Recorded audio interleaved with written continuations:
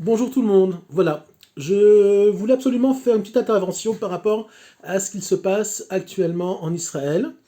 Je parle donc des manifestations essentiellement de la gauche euh, et comment, de mon point de vue, du point de vue, je pense, du judaïsme authentique, comment gérer au niveau de nos jugements la situation et les événements qui sont en cours. Vous allez voir, c'est pas évident du tout. Il faut faire très attention à ce qui se passe, ne pas tomber dans les extrémismes, ne pas tomber dans des jugements qui sont faciles, qui sont réducteurs. Et je vais m'exprimer et je vais vous expliquer ce que je pense et comment je vois la chose. Il faut savoir que euh, le processus de l'histoire de l'homme est en 3 points, comme la naissance de l'homme lui-même. Quand je parle de la naissance de l'homme lui-même, vous allez comprendre. Adam Arishon a été créé androgyne, donc du côté féminin et du côté masculin, qui était au même niveau, qu'on appelait, sur le principe or avec li, mais à ce niveau, c'était que or. Deux lumières différentes. Ils ont été créés, c'est une image évidemment, ce qu'on appelle gav-el-gav, dos à dos.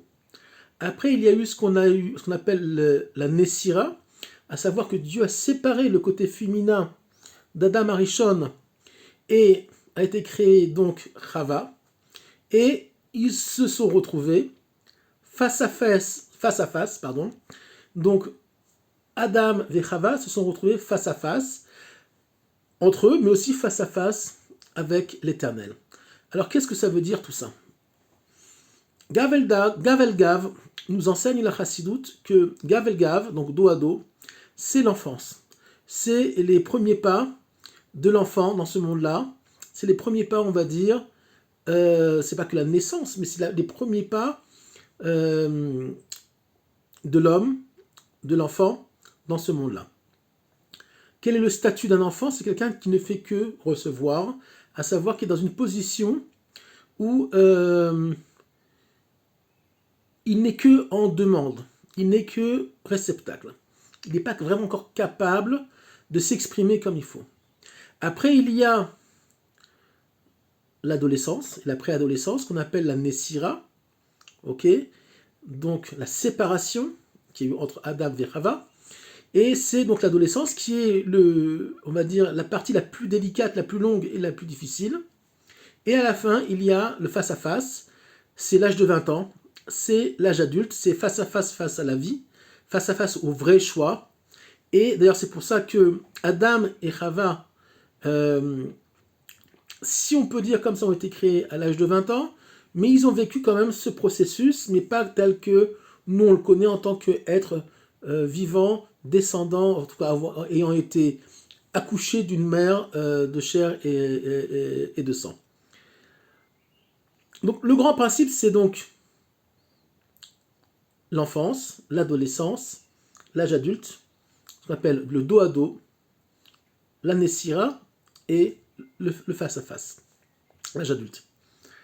Nous vivons actuellement un processus qui est la fin de la Nessira, la fin donc de l'adolescence du peuple juif. Quand on a un problème avec un adolescent, il faut le laisser s'exprimer. Même s'il a tort, même s'ils pensent, ils pensent toujours qu'ils ont raison, mais il faut quand même les laisser s'exprimer. Et leur répondre, évidemment avec beaucoup de délicatesse, beaucoup d'intelligence si on peut, et surtout pas surtout pas rentrer dans leur jeu. Une partie du peuple juif, en Eretz Israël, ne comprend pas, dans son essence, ce qu'il fait sur cette terre. Et c'est pas de sa faute. Je vais m'expliquer. D'abord, il faut savoir que dans le processus de la Nessira, donc de la séparation entre le Kli et le Or, okay, donc entre la lumière et le réceptacle, entre Chava et ce qu'on va appeler Adam, Arishon, il y a ce qu'on appelle, le Hari HaKadosh appelle ça Dormita, à savoir ça vient du mot dormir en français. C'est le mot français dormir qui vient de ça. Dormita, c'est Dieu a endormi Adam Arishon pour sortir son côté féminin, pour sortir son côté Chava qui était en lui. Actuellement, nous vivons le réveil d'un long sommeil qui s'appelait l'exil. L'enfance, ce qu'on appelle donc le gavelgav, donc le dos à dos, qui est rattaché à l'enfance, c'est la période de l'exil. D'accord ? Alors on a eu beaucoup dans l'histoire aussi de l'humanité des mini gavelgav, Nessira et face à face, mais dans le macro de l'histoire, donc dans l'histoire finale, l'histoire de façon encore beaucoup plus large, nous vivons actuellement la fin de ce processus qui s'appelle le fin du processus de la Nessira, à savoir où les vraies questions du peuple juif sont en train d'être mises sur la table. Les vraies questions de que fait-on en Eretz Israël vont être posées et sont en train d'être posées et d'être mises en place par le maître du monde. Ne pensez pas que c'est Netanyahou, évidemment, qui est derrière le projet de cette réforme. C'est tout simplement le maître du monde qui leur a rentré ça dans la tête.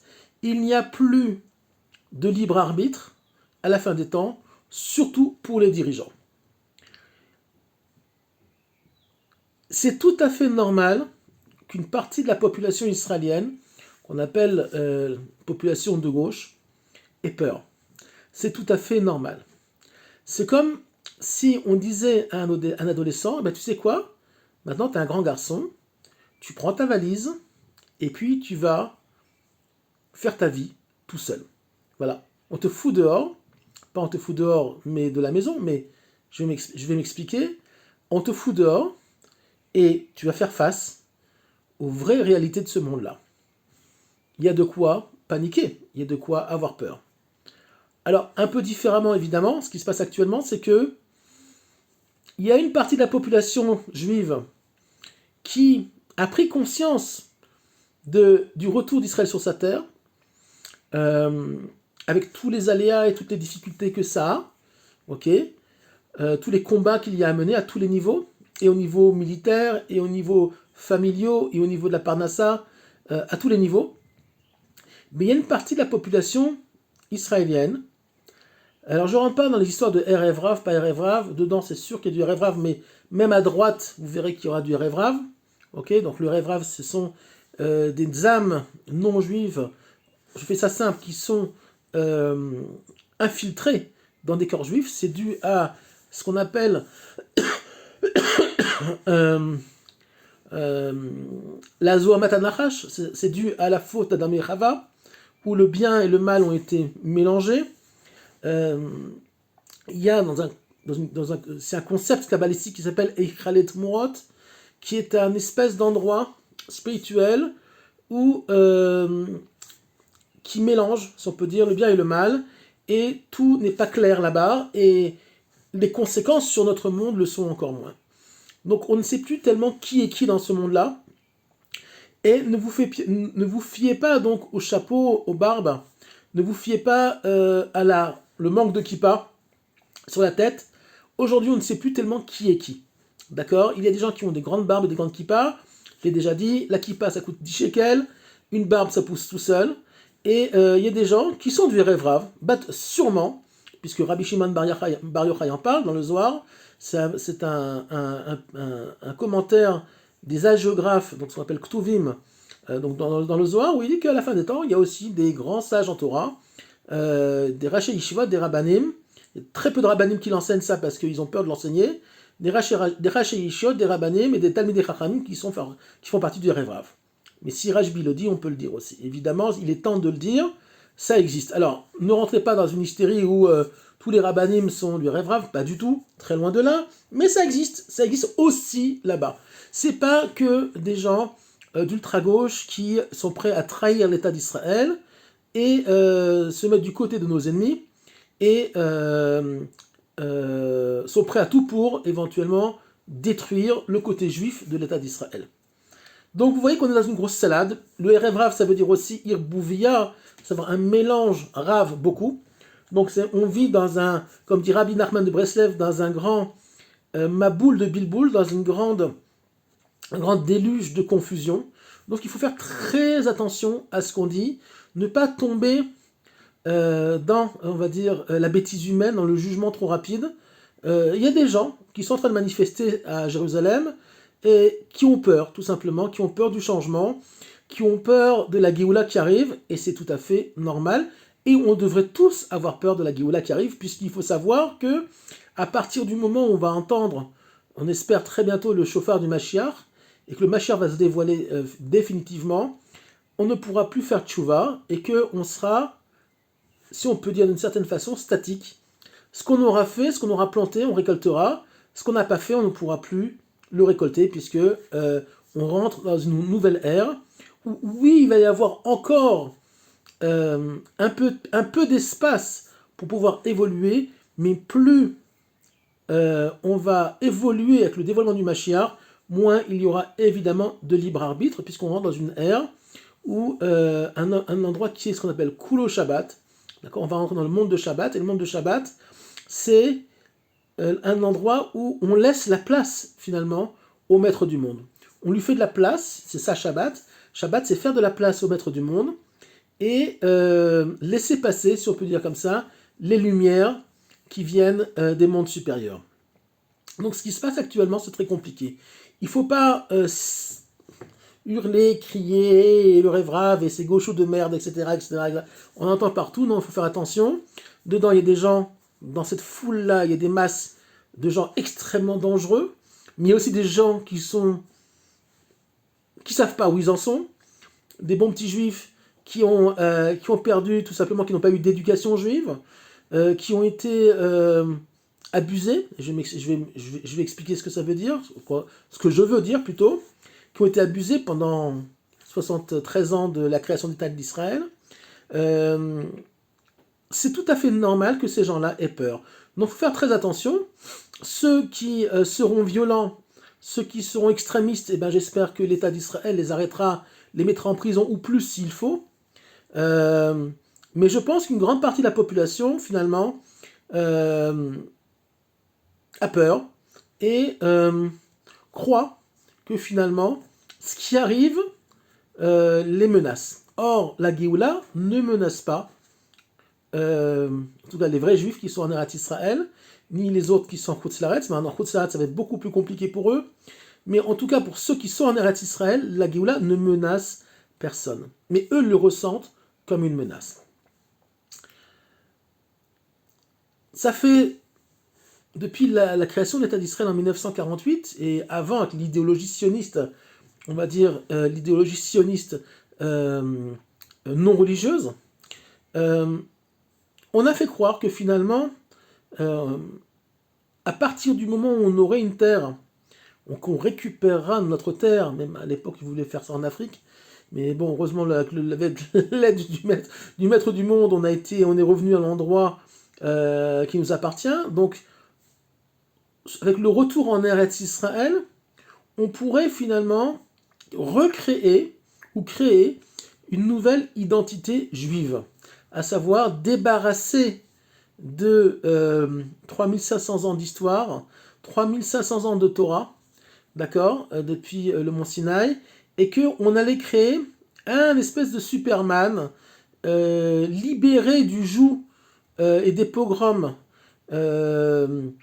des non-juifs qui nous ont fait subir des massacres par la Shoah. Il faut savoir qu'il y avait des massacres en Ukraine, en pagaille, déjà depuis des centaines d'années, en Pologne aussi, en Allemagne un peu moins, mais en France il y a eu beaucoup de pogroms aussi, en Angleterre aussi.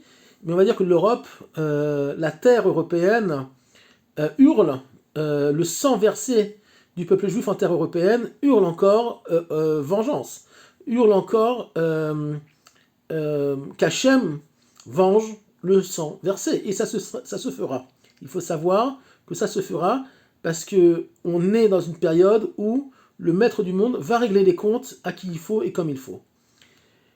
Je ne sais pas comment il le fera, mais il y a marqué dans le Tanakh, donc dans la Bible, il est marqué qu'à la fin des temps, il y aura, oui, une forme de troisième guerre mondiale, il y aura, oui, des règlements de compte qui sont assez impressionnants, mais ce n'est pas le sujet du cours. Allez regarder le prophète Yézéchiel, le prophète Yoël, Ovadia.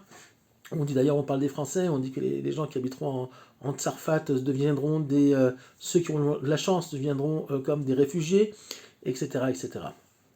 Donc, pour fuir donc tous ces programmes-là, on est revenu en Eretz Israël, et puis on a créé un État pour les Juifs. Mais, on a oublié une chose, c'est que le but de la rédemption finale, c'est de ne pas créer un État pour les Juifs. Le but de la rédemption finale, c'est de créer un État juif, et c'est pas pareil. Un État pour les Juifs, c'est un État pour les Juifs, avec chacun avec sa salade, chacun ses idées, chacun, on va dire, ses folies.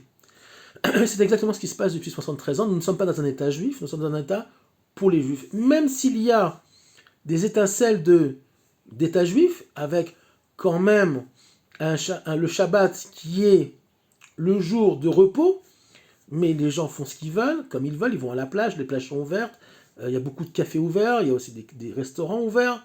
Donc on est encore dans un système démocratique où finalement chacun peut manger des cafards et du cochon s'il a envie. D'après la loi établie, il n'y a pas de problème à ce niveau-là. Mais il faut savoir que ce ne sont pas les plans divins. Les plans divins, on les connaît, puisqu'on les a reçus lors de Matan Torah, c'était la paracha donc, de Yitro, où on est censé respecter les 10 commandements, respecter le Shabbat, évidemment ne pas voler, ne pas tuer, et surtout, Hachem s'impose comme le maître du monde et le maître du jeu. Or, l'État d'Israël en 48 n'a pas établi que le maître du jeu, ça serait le créateur de l'univers. Nous sommes dans un système qu'on appelle Kori Votsem Yadi, où finalement on va être les plus forts, on va faire une armée extraordinaire, et on n'a plus peur des populations environnantes, et vous allez voir comment on va se battre. Oui, effectivement, depuis 48, Dieu merci, les Juifs ont retrouvé leur dignité, savent se défendre, ils ont créé une des meilleures armées du monde, si ce n'est la meilleure, des technologies de pointe, mais que se passe-t-il actuellement? Et c'est un signe de la fin des temps, que finalement, malgré le fait qu'on ait la meilleure armée du monde, ou presque, il y a un problème idéologique, un problème spirituel extrêmement grave qui est en train d'apparaître, qui a apparu déjà depuis quelque temps, et qui montre combien le sionisme, finalement, le sionisme laïque, a ses limites. À savoir que tu as beau donner une arme à quelqu'un, okay, ou de vouloir en distribuer, si la personne a peur d'appuyer sur la détente quand il y a un attentat, parce qu'il a peur des tribunaux après, alors on n'a rien fait. On n'a strictement rien fait. Donc il y a un problème spirituel, un problème de perte de points de repère. Il n'y a plus de points de repère actuellement en Eretz Israël. Pourquoi? Parce que si, et c'est exactement ce qui s'est passé lors de l'attentat vendredi dernier, si un terroriste vient tuer tes enfants, ok, et ils ont tué 2 gosses, des petits, qui allaient à un Shabbat Ratan, un jeune homme qui vient de se marier, et qu'il y a un type armé dans le coin, et qui tire pas sur le terroriste, c'est qu'on a un sacré problème. Pourquoi? Pourquoi il n'a pas tiré? Parce qu'il avait peur des répercussions éventuelles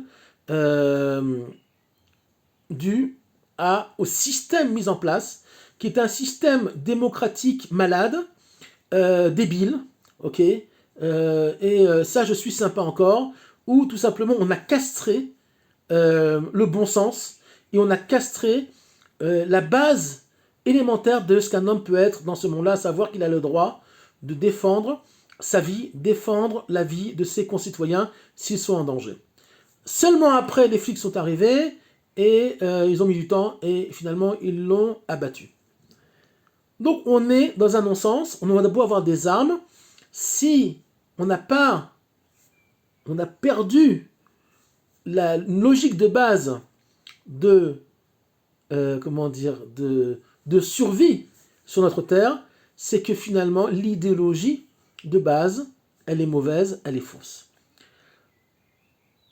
Les nouvelles lois qui sont en train de se mettre en place veulent se débarrasser d'une dictature de l'ultra-gauche qui est au tribunal de grande instance et qui impose à chaque fois, finalement, au gré de leurs influences, au gré de leur idéologie non juive, qui viennent d'Europe ou d'ailleurs, qui lie les pieds et les poings de ceux qui sont censés déjà maintenir l'ordre, et puis du citoyen qui est censé aussi pouvoir défendre sa famille, ses voisins, les passants s'il y a un problème. Donc on a castré un pays tout entier, à tous les niveaux. Mais c'est pas que ça va beaucoup plus loin. Cette réforme fait peur. Pourquoi ? Parce que c'est vrai que, d'une certaine façon, on venait donner plus de pouvoir à la Knesset et moins au tribunal de grande instance, mais qui est lui-même pourri dans son essence. Donc, finalement, ils ont peur d'un manque de démocratie, mais finalement, on n'est pas dans une démocratie. Et ça, ils ne veulent pas comprendre. Maintenant, il faut comprendre une chose, c'est que nous sommes dans un processus, comme je l'ai dit au début du cours, dans un processus où on va arriver à un face-à-face avec nous-mêmes, un face-à-face avec le maître du monde qu'on appelle la rédemption finale, le dévoilement du Mashiach. Et là, c'est pas des réformes à la Knesset, c'est pas uniquement le tribunal de grande instance qui va sauter, mais c'est tout le système qui va sauter, puisque le seul système qui sera le Sanhédrin, qui siégera au troisième temple avec à sa tête un roi que nous appelons le Mashiach. Il faudra que Mashiach veut dire en hébreu loin. Okay, c'est pas pour rien que les rois de France étaient loin. Ça vient de chez nous. On leur faisait couler une huile sur la tête et c'est exactement ce qu'on fera au Mashiach. Le Mashiach n'aura pas de cheveux, on va lui raser la tête et on va faire couler une huile particulière. Ok, c'est une onction. Et c'est ça que ça veut dire Mashiach, tout simplement. Le roi Mashiach, le roi loin. Pourquoi ? Il y a des raisons spirituelles et des raisons particulières. Et le roi Mashiach ne sera pas un dictateur, puisqu'il sera rééquilibré, si on peut dire comme ça, par le Sanhédrin, et l'État d'Israël messianique sera géré donc par un système démocratique, non plus du peuple, mais de vrais sages en Torah, de gens qui ne travailleront que pour le bien du peuple, que pour l'intérêt de la terre d'Israël, l'intérêt du peuple, et évidemment à sa tête le Mashiach, qui géreront Israël au début, et après, ils s'imposeront comme la loi divine sur terre. C'est le programme que le Maître du Monde a mis en place, déjà dans le premier jour de Bereshit, puisque quand il y a dit Vayihor, on parle déjà de dévoilement du Mashiach et du troisième temple. Donc, peu importe ce que les gens pensent, finalement le maître du monde ne nous demande pas notre avis. Le train est en route, il roule déjà à vive allure. Il faut tout simplement accepter que, je parle pour ceux qui ne sont pas encore complètement persuadés de la chose, que finalement tout est pour le bien, pas que du peuple juif, mais pour le bien du monde entier. Le monde entier est régi par des politiciens véreux, de façon générale, par des dirigeants, parce que dès qu'on a le pouvoir, il est très difficile, en tout cas pour certains, de rester propre, puisque ce qu'on appelle chez nous le Yetzer Hara, à savoir la petite voix qui est en toi, qui te dit mais allez, prends un peu par-ci, prends un peu par-là, se met en place. Évidemment, ce ne sont pas des hommes encore réparés au niveau spirituel. Donc pour le moment, le monde entier vit suivant un système qui est véreux.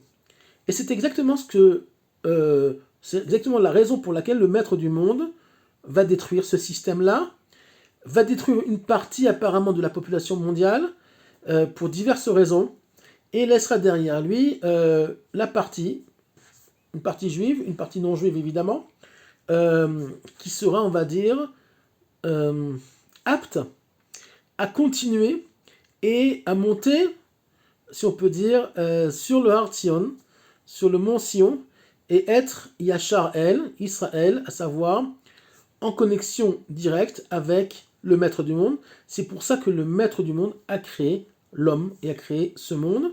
Il a créé ce monde, entre autres, pour avoir une relation avec autre chose que lui-même. Alors, est-ce que Dieu avait besoin de cette relation? Non, puisque Dieu a été, il est, il sera toujours.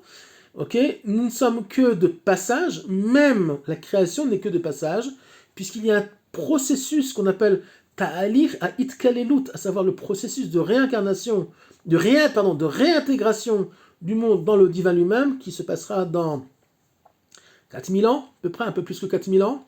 Ok, et le monde disparaîtra, en tout cas le monde tel que nous on le connaît. Ça ne veut pas dire que le monde sera anéanti, mais le monde sera à un tel niveau spirituel qu'il se fondera dans le Netzach, dans l'infini. Comment ça va se passer, on n'en sait pas trop, mais on sait en tout cas que ça se passera. Comme a si bien dit le Hari, il n'y a que 3 personnes qui comprennent ma Torah, à savoir lui-même, le Ramchal, donc le Rabbi Moshe Chaim Luzzatto, et le Rav Chaim Vital, qui était son très très très grand élève, et encore, c'était limité. Voilà. Donc il n'y a que 3 personnes qui comprennent la Torah du Hari, ça veut dire tout simplement que il n'y a que 3 personnes qui ont compris, à part Moshe Rabbeinu, évidemment, mais dans les générations récentes, la Torah du Hari Akadosh, qui est la Torah de tous les secrets de l'univers, de toute la Kabbalah, à un très très très haut niveau, un niveau qui nous dépasse évidemment. Donc il ne faut pas, je vais conclure, il ne faut pas rentrer dans des réactions extrêmes, il faut garder l'unité du peuple, tant bien que mal, et laisser faire le maître du monde, il sait gérer son monde mieux que nous.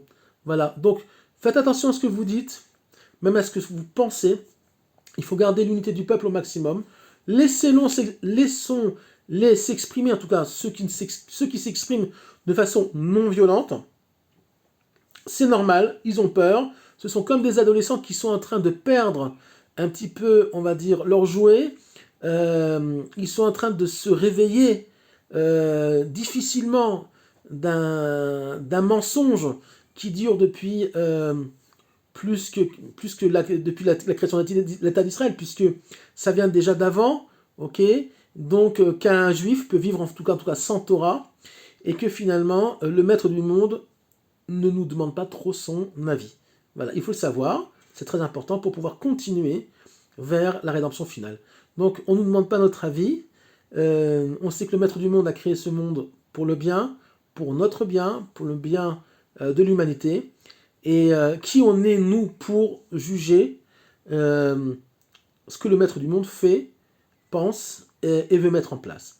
Voilà, je vous souhaite donc une bonne continuation, restons zen, on n'a encore rien vu, les grandes choses sont que à venir, et j'espère dans un laps de temps très très court. Bonne soirée.